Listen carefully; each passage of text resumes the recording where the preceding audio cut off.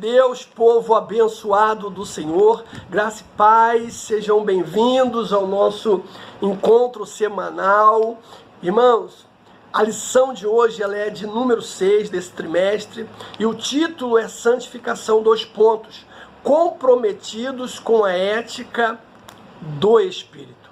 O nosso texto bíblico ele está 1 de Pedro, capítulo 1, do versículo 13 ao versículo de número 23, e diz assim: portanto, cingindo os lombos do vosso entendimento, sede sóbrios e esperai inteiramente na graça que se vos ofereceu na revelação de Jesus Cristo, como filhos obedientes, não vos conformando com as concupiscências que antes havia em vossa ignorância, mas, como é santo aquele que vos chamou, sede vós também santos em toda a vossa maneira de viver, porquanto está escrito: sede santos, porque eu sou santo. E se invocais por Pai aquele que sem acepção de pessoa julga segundo a obra de cada um, andai em temor durante o tempo da vossa peregrinação, sabendo que não foi com coisas corruptíveis como prata ou ouro que fostes resgatados da vossa vã maneira de viver, que por tradição recebestes dos vossos pais, mas com o precioso sangue de Cristo, como de um cordeiro imaculado, incontaminado, o qual, na verdade, em outro tempo foi conhecido antes da fundação do mundo, mas manifestado nesses últimos tempos por amor de vós.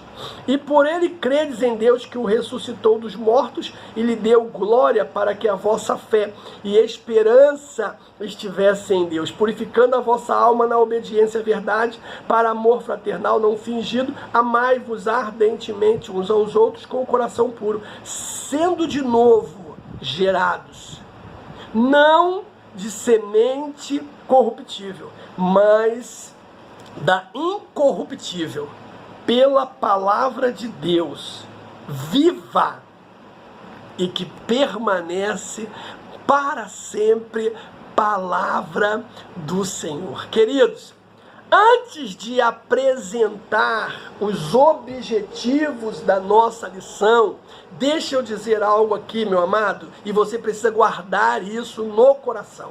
O tema santificação, infelizmente, muitas vezes é desenvolvido numa perspectiva negativa. E o que acontece? Perde-se a glória, perde-se a beleza que o assunto reflete. Outra coisa, a palavra santificação soa misteriosa, como um sou mais santo que você. Sem contar que a palavra, santificação, ela é um pouco assustadora.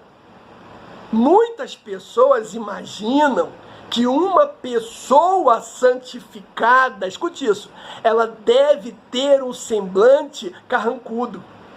Ou seja, quanto mais carrancudo, mais santificado.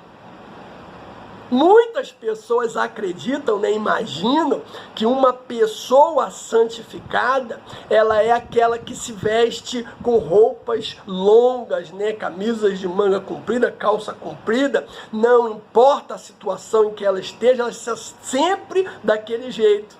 Então, na visão dessas pessoas, ela é uma pessoa santificada, Muitas pessoas também imaginam que uma pessoa santificada é aquela que evita qualquer atitude mais festiva em relação à vida.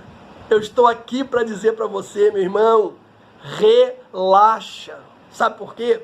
Não é disso que trata a santificação bíblica, amado. A santificação é a maior obra que Deus está fazendo na nossa vida. É o processo através do qual está nos tornando mais semelhantes a Cristo, para o nosso bem e para a glória dele. A santificação bíblica é a única forma, irmãos, de nos tornarmos mais semelhantes a Jesus. Então, se você tem esse desejo, sabe, de se parecer mais com Cristo a cada dia, você precisa se santificar. Então nunca se esqueça disso no nome de Jesus. Nós temos 3 objetivos hoje. Primeiro é apresentar a santificação no Antigo Testamento. Segundo é explicar a santificação no Novo Testamento. E terceiro é aplicar, né, o exemplo de santificação para a vida dos nossos alunos. Pois bem, queridos, Deus, escute isso, Deus é absolutamente santo. Sua santidade é infinita. Sua santidade é inigualável, meu irmão. Ele é santo em si mesmo. Ele é santo na sua essência. Ele é santo na sua natureza. É isso que diz Apocalipse 15:4. Quem te não temerá, ó Senhor, e não magnificará o teu nome, porque só tu és santo. Por isso, todas as nações virão e se prostrarão diante de ti, porque os teus juízos são manifestos. Entendeu o que eu disse, irmãos?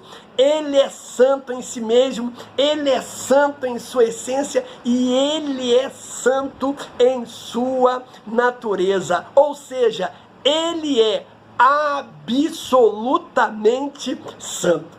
Talvez você que está aí, né, ouvindo essa lição, possa estar se perguntando: por que eu tenho que estudar sobre santificação? Simples, eu vou te responder.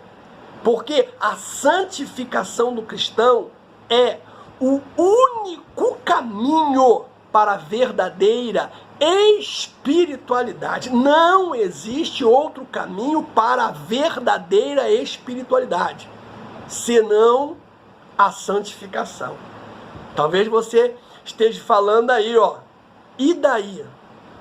Quem é que precisa, nos dias atuais, de espiritualidade? Essa não é a reação, irmãos, cínica de muitas pessoas? Outras estão como? Numa busca frenética, né, por uma experiência espiritual. Elas não deixam pedra sobre pedra nessa busca pela espiritualidade. Não importa. A verdade é essa, não importa quantos caminhos as pessoas elas sigam, a verdade é a busca pela verdadeira espiritualidade. Ela é fútil enquanto não forem salvos pela graça através da fé em Jesus Cristo. Porque quando chegamos em Cristo, pela fé, né, nossa busca termina. E aí dá-se início o quê? O crescimento espiritual, buscando a maturidade. Meu amado, minha amada, Deus nos faz mais espirituais através da santificação. E isto é razão suficiente para estudarmos e buscarmos a santificação com afinco, meu amado. É claro que existem outras razões para aprendermos sobre a santificação. Existem muitas razões. Uma delas é para fazer a vontade de Deus. Eu me santifico para fazer a vontade de Deus. 1 Tessalonicenses 4:3. Essa é a vontade de Deus, a vossa santificação. Então, se você não sabia qual era a vontade de Deus para a sua vida, eu estou aqui dizendo, é a santificação. Eu estudo sobre santificação para o meu crescimento espiritual. Eu estudo sobre santificação para avaliar outros ensinos espirituais. Eu estudo sobre santificação e pratico, meu irmão, sabe para quê? Para receber as bênçãos de Deus. E sabe qual é uma das maiores bênçãos que uma pessoa pode receber pela santificação ou através da santificação? É ter, irmãos, o caráter transformado, semelhante ao de Cristo. Essa é uma das maiores bênçãos que uma pessoa pode receber através da santificação, desenvolver, sabe, um caráter semelhante ao de Cristo. Outra bênção é triunfar, meu irmão, sobre o pecado, sobre o mundo, sobre a carne e sobre o diabo. Se você quer ter vitória sobre esses 4 inimigos, meu irmão, o pecado, o mundo, a carne e o diabo, você precisa se santificar. Eu estudo sobre santificação para servir melhor ao meu Senhor e servir melhor aos meus amigos. Eu estudo sobre santificação e pratico, escute o que eu vou dizer agora, meu amado, para causar impacto espiritual positivo, sabe aonde? Dentro da minha casa, na minha família, com os meus amigos e no mundo. É nesses lugares que eu preciso causar impacto positivo através da santificação na minha família. Irmãos, não adianta você causar muito impacto dentro ali do templo, né? Naquele espaço geográfico somente, se em casa você não causa impacto nenhum, nada acontece, a sua família continua a mesma, perdida, sabe? Entregue ao inimigo.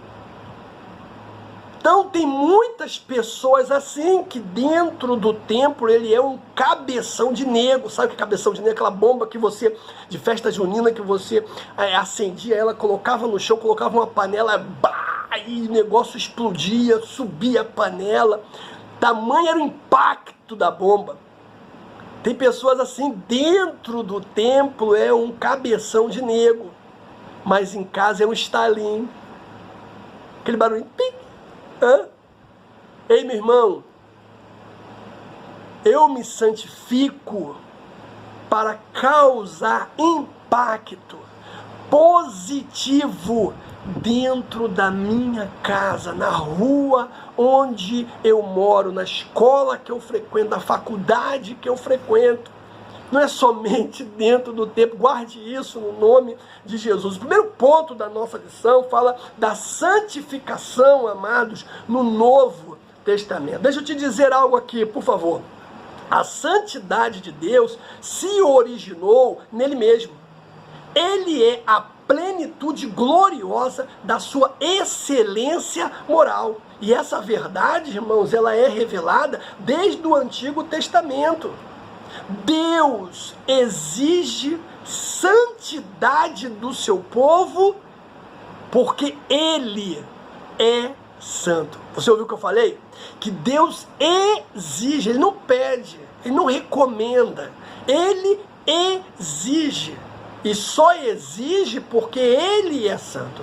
Um dos principais propósitos do Deus Trino, né, em ter feito a humanidade, a sua imagem e semelhança, amados, é para ter íntima comunhão com ela. Isso está em Gênesis capítulo 1, né?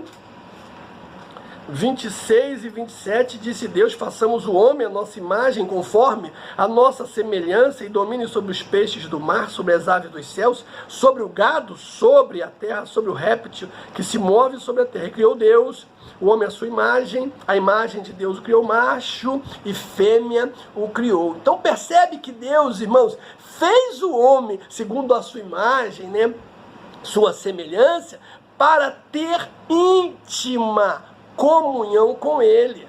Está claro que o Senhor, né, no capítulo 1, ele se reunia regularmente com Adão e Eva antes deles pecarem. Depois que eles pecaram, né, essa comunhão ela foi o quê? Interrompida. Então você percebe que desde o início da história de Israel, Deus, irmãos, ele revelou que planejava um relacionamento mais íntimo com os seus filhos. Ele descreveu, na verdade, o relacionamento que ele desejava ter com os seus filhos. A palavra diz o quê? E saberão que eu sou o Senhor seu Deus. Olha que coisa linda. Que tenho tirado da terra do Egito para habitar no meio deles. Eu sou o Senhor seu Deus. Êxodo 29, 46. Percebe, irmãos, que coisa maravilhosa.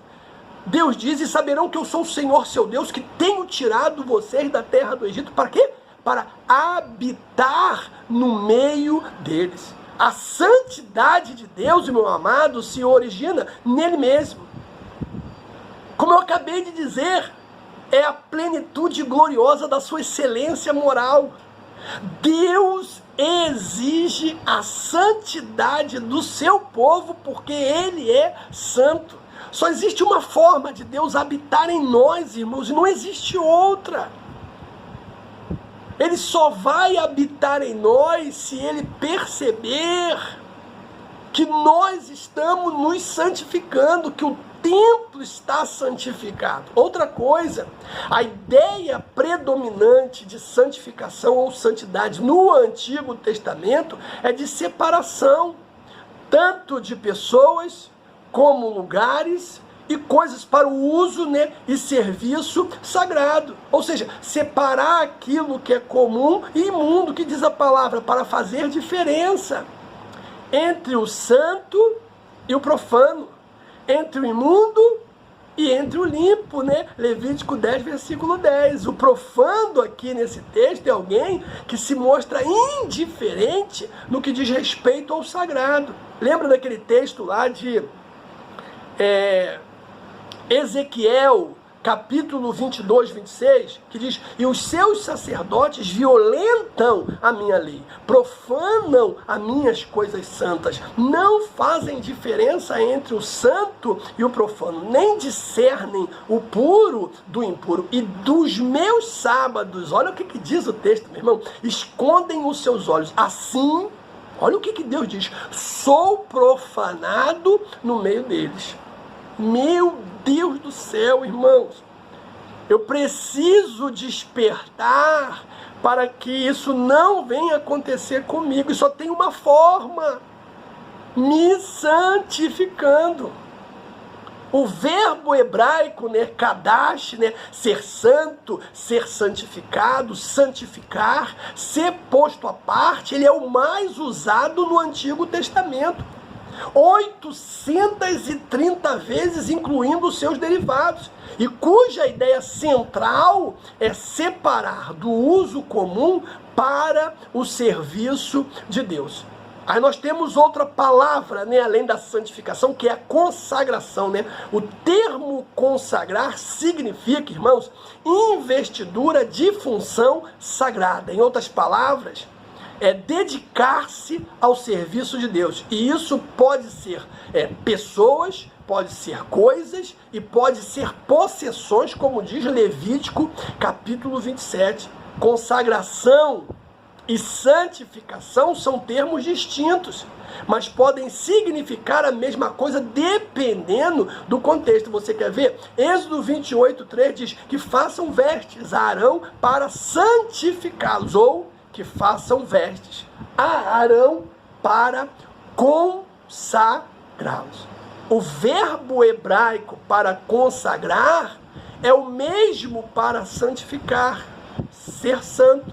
Trata-se, na verdade, de uma experiência justa e necessária para os sacerdotes levíticos, levitas, melhor dizendo, para o tabernáculo com os seus utensílios, porque se baseia na santidade de um Deus que é santo. E Isaías 6, versículo 3, o que diz? Santo, santo, santo é o Senhor dos exércitos. Aí nós temos a outra palavrinha, além de santificação, além de consagração, nós temos a purificação. santificação. Irmãos, o termo taor, né, puro, limpo, derivado do verbo taer, ser limpo, puro, e kadosh, santo, vem do verbo kadash, né, pertencem ao mesmo campo que semântico. Ambos se aplicam, na verdade, à santidade de Deus, como também as pessoas que se aproximam dele e se purificam de toda sorte de pecado e idolatria. O termo grego equivalente a taer é catarizo, tornar limpo, limpar, purificar, e kadash é agiazo, que quer dizer santificar, consagrar. O adjetivo ágios, né, santo, traduz, na verdade, irmãos, 20 palavras hebraicas do Antigo Testamento, como kadash, kadosh, kadesh, entre outras. São termos frequentemente importantes no Novo Testamento. Aí nós temos o segundo tópico da nossa lição, que fala da santificação aonde? No Novo Testamento. E aqui nós vamos ver 3 pontos bacanas, né? Vamos ver que é uma obra da Trindade, vamos ver a natureza da santificação, irmãos, vamos falar sobre uma necessidade, amém? Então, o Novo Testamento, o que ele faz? Ele torna explícito o que antes estava implícito no Antigo Testamento. E isso diz respeito à obra salvífica do Deus Trino, né? A fé cristã, amados, confessa a existência de um único Deus que subsiste eternamente em 3 pessoas distintas, ou seja, o Pai, o Filho e o Espírito Santo, iguais em poder, em glória e majestade, como diz Mateus 28, de modo que a obra da santificação é um atributo divino, realizado pela Trindade na unidade. É o que está escrito, irmãos, em 1 Coríntios, capítulo 6, versículo 11, ele diz: e o que alguns têm sido, mas haveis sido lavados, mas haveis sido santificados, mas haveis sido justificados em nome do Senhor Jesus Cristo e pelo Espírito do nosso Deus. Se você for em 1 Tessalônica, né, capítulo 5, 23, você vai ver também isso aí. Vai ver que a santificação ela é uma obra realizada pela Trindade, né? E se você for em 2 Tessalonicenses 2, versículo de número 3, você também vai ver isso aí. Ou seja, são as 3 pessoas atuando na obra de redenção. Como diz 1 de Pedro, capítulo 1, versículo 2, nós lemos. Aí nós temos a natureza da santificação, amado. Não há no Novo Testamento ritual de purificação cerimonial ou legal de santificação. Diferentemente, né, da realidade do sistema mosaico. A santificação, ela pode ocorrer de maneira instantânea. Isso quando o pecador recebe a salvação em Jesus Cristo pela fé. Ela é chamada teologicamente de santificação posicional, porque se refere à mudança da posição, né? O cara era pecador, agora ele é um santificado, como diz Paulo aos Coríntios, capítulo 1, versículo de número 2. E isso, na verdade, é obra do Espírito Santo que passa a habitar no interior do crente. O trabalho de santificação é obra do Espírito, né? Desse Espírito Santo que está habitando aqui, no interior de cada um de nós. Não é uma obra minha, não é uma obra sua. Quem faz esse serviço todo de santificar o crente é o Espírito Santo. E também temos a questão da necessidade, porque uma nova vida em Cristo é o novo nascimento. Ao nascer, a criança continua seu crescimento físico e mental. E isso se aplica, amados, também à vida espiritual. Apesar de a santificação ser instantânea, ela é ao mesmo tempo progressiva. A salvação em Cristo ela é acompanhada da santificação. E o seu agente ativo é o Espírito Santo.